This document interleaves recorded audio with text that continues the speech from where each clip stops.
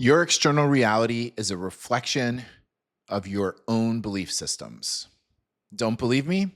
Let's go over a couple examples.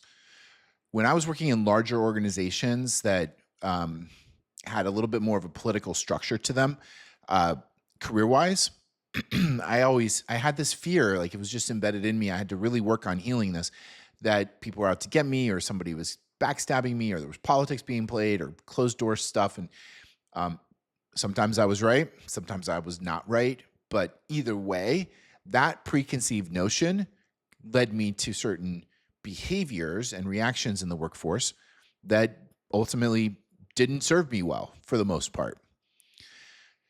Second example is, have you ever been at a family dinner or a holiday or something, and two people just always end up in a fight? They always end up at each other's sort of at loggerheads. And um, what you observe is somebody says something that may or may not be actually somewhat innocent in nature, but then it's reacted to by another, and then words are said, and then the original person then reacts to the reaction, and then it spirals and it ends up where we always end up fighting like this. This is why I don't come to these events, or this is why I don't like it, or and you end up in that same spot. So what's happening here is preconceived notions, expectations, and attachments to certain types of behaviors are um, leading to reactions, which then lead to a reality that is undesirable, unpleasant. So how do we break these cycles? Number one, got to get rid of expectations.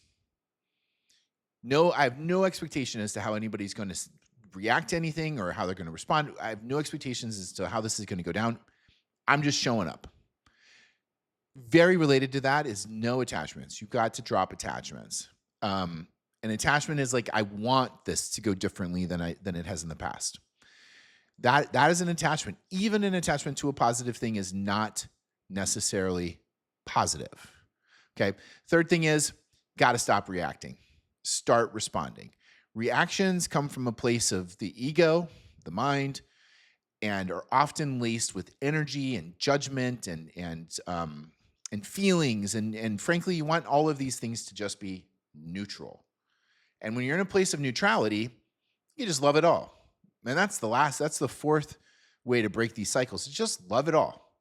Okay, this time we ended up in the same place.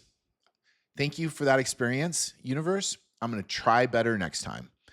And so the universe is fueled by love. Love cures everything. So just start by loving it all. Remove expectations, remove attachments, remove reactions, add in love. There's your formula. There's a statement, a saying, I should say. We dislike that in others which we most dislike in ourselves. I'm sure I'm paraphrasing this, but how powerful is that? We dislike that in others which we most dislike within ourselves. So when we come into interpersonal interactions, situations, relationships, we are bringing that self-loathing and that judgment, and we're projecting it onto other people. Just another example of how our belief system, our internal reality, is shaping the external reality. So if you want it to be different, you need to love all the bits of yourself, remove all of those judgments, and you'll stop judging others. You'll stop reacting. You'll stop having attachments, and you'll experience a much better reality. So question for you is, can you just let it all go? Can you just let it be what it is? Can you love it for what it is?